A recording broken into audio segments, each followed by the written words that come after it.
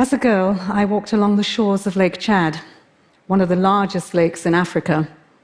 It went on forever, touching 4 countries: Chad, Niger, Cameroon, and my own country, Nigeria. It seemed like an ocean to me at the time, with 30 million people relying on its bounty. Sadly, today, as you fly over Lake Chad, you won't see much. It's a fraction of its original size. 90% of this freshwater basin has dried up, and with it, millions and millions of livelihoods: farmers, fisherfolk, and our market women. Climate change takes yet another victim. Now add another extreme weather event, the Harmattan. What was once a short 3-month season of dust and wind, one farmer told me the dust storms are coming earlier and bigger every year. A single storm can wipe out an entire year's crop overnight. The human and ecological cost: more jobs lost, hunger, families displaced, a perfect storm for crushing poverty, and even more, sadly, violence. And so, it may be a challenge to grow food today in the Lake Chad Basin, but it has also become a fertile ground for extremists to take root, wreaking havoc on peace. Sadly, touch down anywhere in the world, and you'll hear more tragic stories of climate devastation: droughts, floods, wildfires, lives and livelihoods in jeopardy, tipping towards catastrophe. And yet, despite it all, I still have hope in our human family. And you might ask why. It's our capacity for human endeavor to survive against all odds, one that created the extraordinary promise of the UN Paris Agreement and its power to drive the 17 Sustainable Development Goals for people and for planet. We know that the promise of Paris aims to limit global heating to 1.5 degrees to ensure that we survive as a human family. To get there, we know exactly what we must do.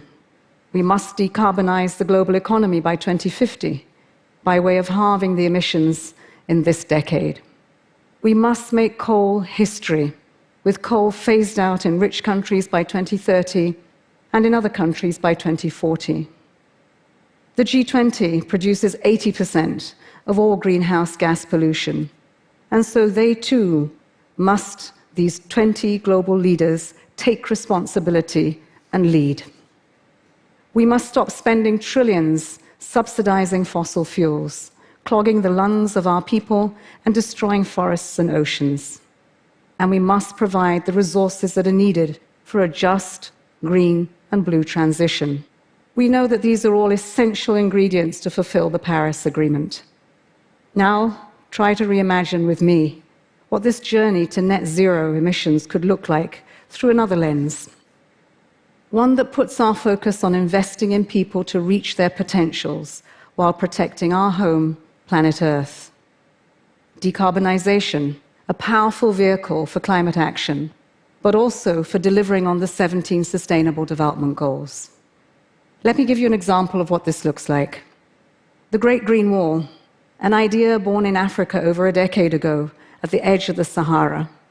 It aims to stop desertification and restore 100 million hectares of degraded lands from Senegal in the west to Djibouti in the Horn of Africa.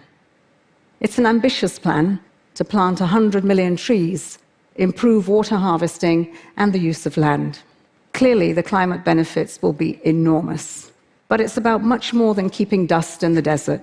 It's about creating a green economic corridor for more than 500 million people: men, women, children. One that builds local value chains, strengthens economies, and fosters a young, fast-growing workforce. And as an economic opportunity grows, hope for the future becomes a reality in millions of lives, and the space for terrorism, extremism, recedes. The Great Green Wall inspires me because it is a journey of the human potential to amplify the deep knowledge of indigenous people who survive and thrive in harmony with nature, potential to harness technology to connect and to bridge the renewable energy divide, especially for women and for girls, the potential to transform food systems in ways which make people and planet healthier. So what's holding us back? What will it take for this potential to become a shared, lived reality? It would be easy for me to say money, so let me say it. Money, more money.